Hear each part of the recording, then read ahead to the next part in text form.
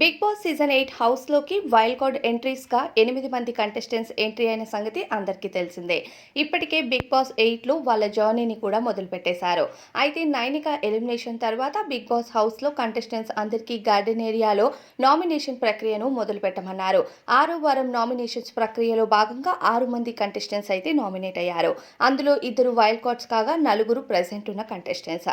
అయితే big boss season 8లో 6వ వారం నామినేషన్స్ ప్రక్రియ విషయానికి వస్తే కంటెస్టెంట్స్ నేమ్ బోర్డ్స్ అన్నిటిని ఒక బెంచ్ పైన బిగ్ బాస్ అరేంజ్ చేయగా వైల్డ్ కార్డ్ ఎంట్రీస్గా హౌస్లోకి ఎవరైతే ఎంట్రీ ఇచ్చారో ఆ కంటెస్టెంట్స్ని ఇక బిగ్ బాస్ సీజన్ 8 మొదటి నుండి ఉన్న కంటెస్టెంట్స్లో 8 మంది కంటెస్టెంట్స్లో ఎవరినైనా నామినేట్ చేయమంటూ చెప్పగా అక్కడ వచ్చిన వైల్డ్ కార్డ్ ఎంట్రీస్ అంతా 4 కంటెస్టెంట్స్ని అయితే నామినేట్ చేస్తారు. విష్ణుప్రియ అలానే పృథ్వీరాజ్తో పాటు వీళ్ళిద్దరూ సీత అలానే యష్మి వీళ్ళ 4 నామినేట్ అవుతారు. వాళ్ళతో పాటుగా ఇక వైల్డ్ కార్డ్ ఎంట్రీస్ ఎవరైతే వచ్చారో వాళ్ళలో 2 కంటెస్టెంట్స్ని నామినేట్ చేయమంటూ చెప్పారు. ఈ నామినేషన్లో భాగంగా 2 కంటెస్టెంట్స్గా మెహబూబ్ అలానే గంగవ్వను నామినేట్ చేశారు. అంటే ఇప్పుడు ప్రస్తుతం వైల్డ్ కార్డ్ ఎంట్రీస్లో 2 కంటెస్టెంట్స్ అయిన మెహబూబ్ గంగవ్వ 6వ వారం నామినేషన్స్లో ఉండగా 4 కంటెస్టెంట్స్ అయిన ముందు నుండి కొనసాగుతున్న కంటెస్టెంట్స్ యష్మి, విష్ణుప్రియ, సీత అలానే ఇక పృథ్వీరాజ్ ఉన్నారు. వీళ్ళంతా 6 కంటెస్టెంట్స్ నామినేట్ అయ్యారు.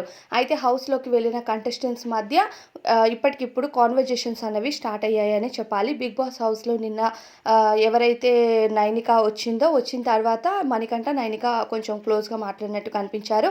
అలానే సీత ప్రేరణతో ఇంకా తేజ అలానే హరితేజ వీళ్ళంతా మాట్లాడుతూ ఉంటారు. వీళ్ళంతా కొంచెం కామెడీ చేసినట్టుగా లైవ్లో కనిపించారు. ఇక ప్రస్తుతం నామినేషన్స్ ప్రక్రియ పూర్తయిన తర్వాత బిగ్ బాస్ హౌస్లో కంటెస్టెంట్స్ అందరికీ కూడా ఓటింగ్ ప్రక్రియ అనేది కూడా బయట స్టార్ట్ అవుతుంది.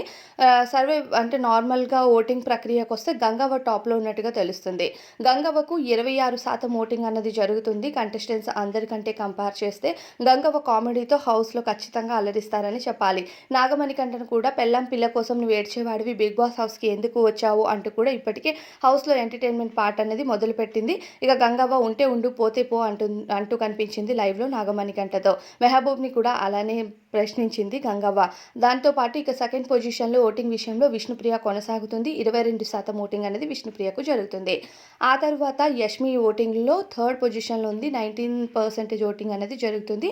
ఆ తర్వాత మెహబూబ్ కొనసాగుతున్నాడు 15% ఓటింగ్.